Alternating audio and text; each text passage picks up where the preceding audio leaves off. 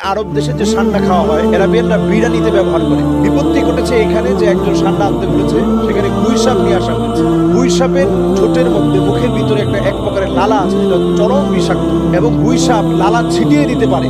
যদি সে প্রচন্ড ভয় পেয়ে যায় এবং মনে করে যে আমাকে যে কোনো সময় আক্রমণ করা হবে, তখন এই বিষাক্ত লালা ছিটিয়ে দেওয়ার মধ্য দিয়ে আপনি কিন্তু ক্ষতিগ্রস্ত হবেন এবং আপনি এই বিষক্রিয়ায় নানাভাবে আপনার প্রাণ চলে যেতে পারে। এই জন্য গুই সাপ আর ষান্ডা একেবারেই এক না। ষান্ডা খুবই শান্তশিষ্ট একটা, খুবই নিরীহ।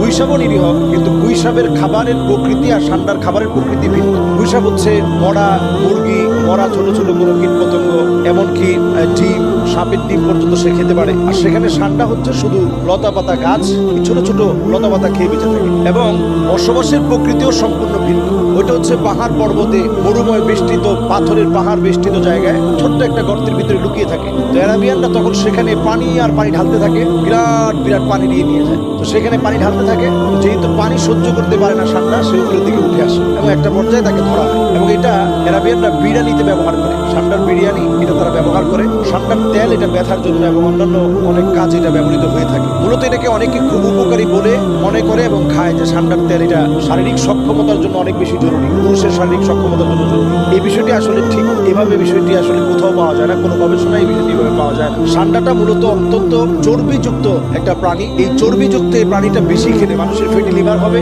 মাসে যদি কয়েকবার ষান্ডা খান, জায়গায় জায়গায় এই ফ্যাটের কারণে আপনি ক্ষতিগ্রস্ত হবেন, শরীরটা নানাভাবে অসুস্থ হবে। এটা পরিষ্কার বিষয়। ষান্ডা এটার ভিতরে আমরা যেটা মনে করে এরাবিয়ানরা খেয়ে থাকি, অথবা যেটা আমরা মনে করে থাকি, বিষয়টা কিন্তু আদৌ এমন না। এই ষান্ডাটা নবী করিম সাল্লাল্লাহু আলাইহি ওয়াসাল্লামের জামানায় সাহাবায়ে কেরাম ষান্ডা খাচ্ছিলেন। নবীজির সামনে উপস্থাপন করা হয়, নবীজি খায়নি, তবে নবীজি নিষেধ করেনি। তো এই দৃষ্টিকোণ থেকে পরিষ্কারভাবে বোঝা যায় যে নবীজি যা নিষেধ করেনি সেটাকে আপনি নিষেধ করার কোনো সুযোগ নেই। নবীজি নিষেধ করেনি, নবীজি বলছে ঠিক আছে তোমরা খাও।